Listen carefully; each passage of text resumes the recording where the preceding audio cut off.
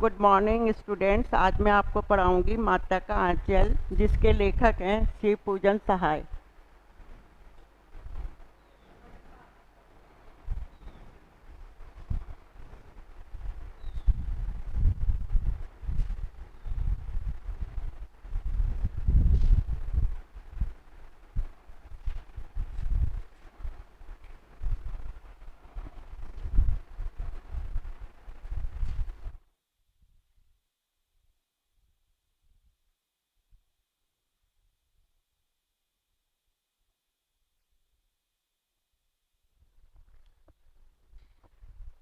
आप स्टूडेंट्स, मैंने अभी आपको बताया था कि शिव पूजन सहाय जी कहते हैं कि मैं अपने पिता के संग की सुबह तड़के सुबह उठ जाता था और वो मुझे नहा धोकर तैयार कर देते थे और मेरे सिर पर भभूत का तिलक, राख का तिलक लगा देते थे और मेरी लंबी लंबी जटाएं थी, जिसके कारण वह मुझे भोलानाथ कहकर पुकारते थे, पर मेरा नाम तारकेश्वर था।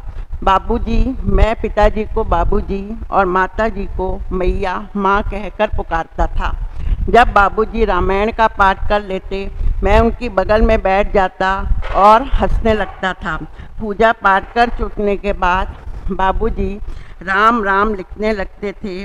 अपनी एक राम नाम बही खाते पर 1000 बार राम राम लिखने के बाद वह उसे अपने रामायण के ग्रंथ के साथ ही बांध कर रख दिया करते थे। फिर 500 बार कागज के छोटे छोटे टुकड़े बनाकर और उन पर राम राम लिखकर आटे की गोलियों में लपेटकर उन गोलियों को गंगा जी पर ले चलते थे। उस समय मैं उनके कंधे पर विराजमान मतलब बैठा रहता था। जब वो गंगा में एक एक आटे की गोली फेंक देते तो मैं वो मछलियों को खिलाते, मैं उनके कंधे पर बैठा हंसता रहता था। जब मछलियों को चारा देने के बाद हम घर लौटते तो 20 रास्ते में झुके हुए पेड़ों की डालों पर बैठाकर वह मुझे झूला झुलाते थे। यहाँ तक का मैंने आपको कल पढ़ाया था। इसके बाद मैं आज पढ़ाती हूँ। कभी कभी बाबूजी, लेखक कहते हैं, कभी कभी बाबूजी मुझसे कुश्ती करते थे और मुझको खुश और प्रसन्न करने के लिए जानबूझकर हार जाते थे। मतलब कि ऐसे है, जब बच्चे माँ बाप के साथ कोई छोटे छोटे बच्चे खेल खेलते हैं तो उनके माँ बाप उन्हें प्रश्न करने के लिए, खुश करने के लिए क्या करते हैं, उनके सामने हार जाते हैं, गिर जाते हैं, जिससे बच्चा खुश हो जाता है। मैं अपने ये उतान पर चढ़ जाते थे। यहाँ पे एक शब्द है उतान। अब जब तक इसका वर्ड मीनिंग अर्थ नहीं आएगा तब तक हम इस वाक्य को नहीं समझ सकते। उतान का मतलब है पीठ के बल जमीन पर लेट जाना। मेरे पिताजी पीठ के बल जमीन पर लेट जाते थे और मैं उनकी छाती पर चढ़ जाता था। छोटे छोटे बच्चे होते हैं, जब माँ बाप के साथ कोई खेल करते हैं तो माँ बाप क्या होते हैं, उन्हें ज़मीन पर लेट जाते हैं, बच्चे उनकी छाती पर बैठ जाते हैं। यही काम कह रहे शिव पूजन सहाय जी कह रहे हैं कि मैंने किया है। बचपन में वो अपने बचपन के बारे में बता रहे हैं और मैं उनकी लंबी लंबी मूछें, उनके पिताजी की लंबी लंबी मूछें थी, उन्हें उखाड़ने लगते हैं और वो हंसते हंसते और उनके पिताजी हंसते हंसते अपने हाथों से क्या करते हैं, अपने हाथों से क्या करते हैं, हमारे हाथों को मूँछों से छुड़ा लेते हैं, अपने हाथों से हमारे हाथों को मूँछों को छुड़ा लेते हैं और उन्हें चूम लेते हैं। यहाँ पर है एक शब्द चूम। चूम का मतलब होना है प्यार। चूम का अर्थ होता है प्यार। तो वो क्या करते हैं, उन्हें चूम लेते हैं, मेरे हाथों को चूम लेते हैं। फिर हमसे खट्टा और मीठा चुम्बन मांगते हैं। जिस प्रकार माँ बाप अपने बच्चों के साथ प्यार करते हैं और जब प्यार करते हैं तो वो माँ बाप अपने बच्चों से कहते हैं तुम मुझे खट्टा चुम्बन दो, तुम मुझे मीठा प्यार दो, तो वो क्या करते हैं, बारी बारी से बायां और दाहिना गाल, बायां और दाहिना गाल मैं अपने माँ पिताजी के आगे कर देता हूँ। तो पिताजी क्या करते हैं मेरे, फिर पिताजी खट्टा और मीठा चुम्बन मांगकर बारी बारी से जब मैं उनके आगे बायां और दायां गाल उनके मुंह की तरफ कर देता हूँ तो बाएं गाल पर वो क्या करते हैं, खट्टा चुम्बन, बाएं गाल पर वो खट्टा प्यार कहकर कहते हैं और दाहिने गाल पर मीठा चुम्बन लेने लगते हैं। जब पिताजी ये सारे काम कर रहे होते हैं तो मैं अपने हाथों से उनकी दाढ़ी या मूछें पर फेरने लगता हूँ और पिताजी वो अपनी दाढ़ी और मूछों को मेरे कोमल गालों पर गाड़ देते हैं, मेरे कोमल गालों पर गाड़ देते हैं। इस समय मैं झुंझला जाता हूँ, मुझे बहुत गुस्सा आता है कि उन्होंने उनकी मूछें नोचने लग जाता हूँ। मुझे गुस्सा आने पर मैं पिताजी की मूछें नोचने लग जाता हूँ। इस पर वो बनावटी रोना रोने लगते हैं। इस पर पिताजी क्या करते हैं, माँ बाप अपनी औलाद को खुश करने के लिए क्या करते हैं, बनावटी रोना रोने लगते हैं और हम अलग खड़े होकर खिलखिलाकर हंसने लगते हैं। माँ बाप क्या करते हैं, जब मैं बनावटी रोना मेरे पिताजी बनावटी रोना लगने लगते हैं तो मैं अलग खड़े होकर ज़ोर ज़ोर से हंसने लगता हूँ।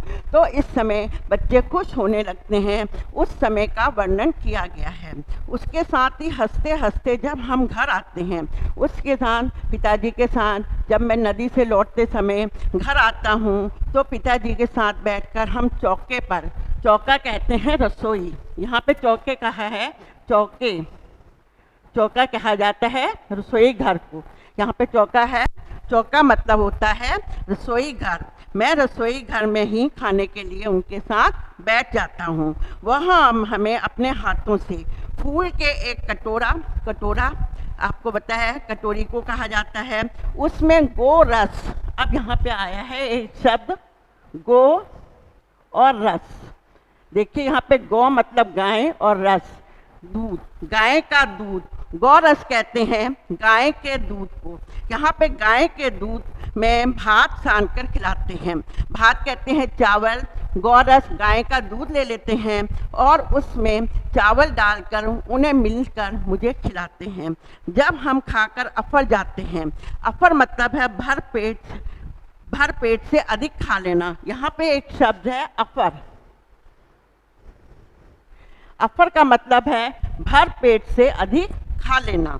तो जब मैं भर पेट से अधिक खा लेता हूँ तो मैया कहा जाता है माँ को, मैया कहा जाता है माँ को। माँ मुझे और थोड़ा खिलाने की हद करती है, माँ मुझे थोड़ा और खिलाने की क्या करती है, जिद करती है। वह बाबूजी से कहने लगती है, वो मेरे बाबूजी से कहती है कि आप तो 4-4 दाने के कोर, छोटे छोटे कोर बच्चे को खिला रहे हो, 4-4 दाने के कोर बच्चे के मुंह में दे रहे हो। इससे वो थोड़ा खाने पर भी, यदि हम छोटे बच्चों जब खाना खिलाते हैं और थोड़ा थोड़ा खाना खिलाते हैं तो छोटा बच्चा होता है एक टाइम तक का ही खाना खाता है, तो हम थोड़े थोड़े कोर, एक बार खिलाया, 2 बार खिलाया, 3 बार खिलाया छोटे छोटे, तो बच्चा भाग जाता है। तो आप तो खिला रहे हो और वो हम सोचते हैं बच्चे ने बहुत खा लिया है, आपको खिलाने का ढंग नहीं आता।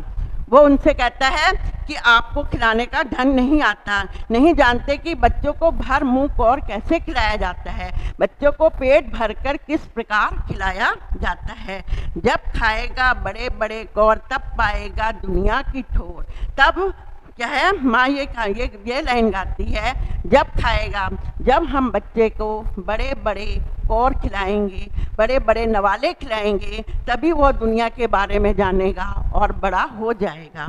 देखिए मैं खिलाती हूँ, उसकी माँ बच्चे की माँ कहती है कि मैं अब बच्चे को खिलाती हूँ। मरुदाई, यहाँ पे एक शब्द है मर दू ए, मर्दुए का अर्थ होता है आदमी, मर्दुए का अर्थ होता है आदमी।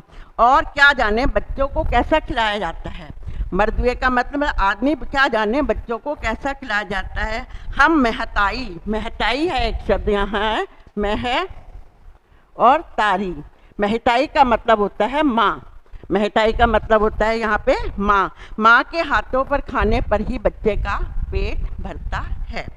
यह कहकर वह थाली में दही भात सानती है, दही लेती है, चावल लेती है और उन दोनों को मिलाती है। और इन्हें खिलाते समय कई बार जब बच्चा नहीं खाता है तो माँ बाप कहते हैं कि हम आपको बताते हैं, यह तोते का कोर तो वो जानवर पक्षियों के नाम ले लेकर ऐसे हाथ दूर ले जाकर फिर बच्चे के मुंह में डालती है और बच्चा उस समय खा लेता है। तो वो कहती है ये तोते का कोर है, ये मैना का है, ये कबूतर का है, ये हंस का है और यह मोर का है आदि कोर बनाकर, पक्षियों के कोर बनाकर जल्दी जल्दी खिला देती है। और या तो नहीं खाओगे तो यह पक्षी उड़ जाएंगे। जब हम सब बनावटी चिड़ियों को चट कर जाते हैं, चट मतलब खा जाते हैं, वो कहता है जब हम बनावटी चिड़ियों को चट कर जाते हैं तब बाबूजी कहने लगते हैं अच्छा अब तो तुम राजा बेटा बन गए हो। तब बाबूजी कहने लगते हैं अब तुम अच्छा राजा बेटा बन गए हो। जब तक मैया हमें अचानक पकड़ पाती है बस हम उठकर उछलने कूदने लगते हैं। और जब बाबूजी हमें ये कहते हैं तुम राजा बेटा बन गए हो, मैं बहुत खुश होता हूँ और घर में इधर उधर उछलने कूदने लगता हूँ। फिर रस्सी से बंधा हुआ काठ का एक घोड़ा, उसका एक खिलौना होता है जो रस्सी से बंधा होता है, वो काठ लकड़ी का होता है, काठ मतलब लकड़ी का होता है, लेकर मैं कहता हूँ उस खिलौने को लेकर मैं नंगे बदन ही बिना कपड़े पहने ही दौड़कर बाहर निकल जाता हूँ। जब कभी मैया मतलब माँ हमें अचानक पकड़ पाती है तब हमारे लाख छटपटाने पर भी हम जब उनसे नहीं छूटते हैं वो हमें पकड़कर दबा लेती है और मेरे सिर पर कड़वा तेल कहा जाता है, सरसों का तेल हमारे सिर पर डाल देती है। हम रोने लगते हैं और बाबूजी क्या होते हैं उस समय मेरी मैया पर बिगड़ने लगते हैं। मेरे पिताजी कहते हैं तुम बच्चे को बार बार डांटती हो, तुम बच्चे को बार बार रुला रही हो। तो हमारे सिर पर तेल बोतकर, तेल डालकर, बार बार तेल डालकर चाहे मैं रोता रहता हूँ मुझे नहीं छोड़ती है। उसके बाद मेरे सिर पर उपटन लगा देती है, हमारे बदन पर क्या लगाती है, उपटन से लगा देती है। फिर मुझे नहलाती है, धुलाती है और फिर मेरी नाभि पेट के पास जो होती है जगह छेद वाली उसे कहा जाता है और लिलाट कहते हैं माथा है। माथे पर काजल की बिंदी, ये काजल की बिंदी लगा दी जाती है जिससे कि छोटे बच्चों को नज़र ना लगे। लगाकर मेरे लंबे लंबे बाल हैं तो मेरी क्या है चौथी गूंद देती है, मेरी लंबी लंबी चोटी बना देती है और उस पर फूलदार लट्टू बांध देती है। उस पर क्या करती है एक फूल के फूल लेकर उनका एक लट्टू बनाकर मेरे बालों पर लगा देती है। रंगीन कुर्ता और टोपी मुझे पहना देती है और उसके बाद मुझे रंगीन कुर्ता और टोपी पहना देती है और मुझे कहते हैं तुम कन्हैया बन गए हो, तुम श्री कृष्ण की तरह लग रहे हो। बाबूजी जो है इतने समय तक मैं रोता ही रहता हूँ और मेरे बार बार रोने पर भी बाबूजी मुझे गोद में उठाकर, मैं रोते रोते और जब रो रहा होता हूँ मुझे गोद में उठाकर बाहर ले जाते हैं। बाहर आते ही जब मैं बाहर आता हूँ मैं ये देखता हूँ कि मेरे दोस्तों का, बच्चों का एक झुंड आ रहा है और वो खेल रहा है। बाबूजी मुझे बाहर ले जाते हैं, उनके बाहर ले जाने पर मैं उनके साथ चला जाता हूँ और जब मैं अपने साथियों को देखता हूँ तो मैं उस समय अपने साथियों को देखने पर मैं रोना भूल जाता हूँ, बाबूजी की गोद से उतर पड़ता हूँ और अपने हमजोली अपने साथियों के दल में मिलकर तमाशा करने लगता हूँ। आज मैंने आपको यहाँ तक पढ़ाया है, इसका मैं पहला क्वेश्चन आपको बता रही हूँ और मैं आपको कल बताऊँगी। लेखक के पिताजी लेखक को पूजा में अपने साथ क्यों बैठाते हैं? लेखक के पिताजी लेखक को पूजा में अपने साथ इसलिए बैठाते हैं क्योंकि भोलेनाथ तारकेश्वर से वो बहुत अधिक प्यार करते हैं। लेखक के पिताजी दूसरा धार्मिक प्रवृत्ति वाले हैं, उनकी यह इच्छा रही होगी कि भोलेनाथ भी धार्मिक प्रवृत्ति वाला बने, शिशु भोलेनाथ पर ईश्वर की कृपा बनी रहे। आज मैंने आपको यहाँ तक पढ़ाया है, कल इसके आगे के क्वेश्चन उत्तर और इसके आगे का पाठ मैं आपको कल पढ़ाऊँगी। आज आपका ये लेसन यहाँ तक पूरा हो गया है।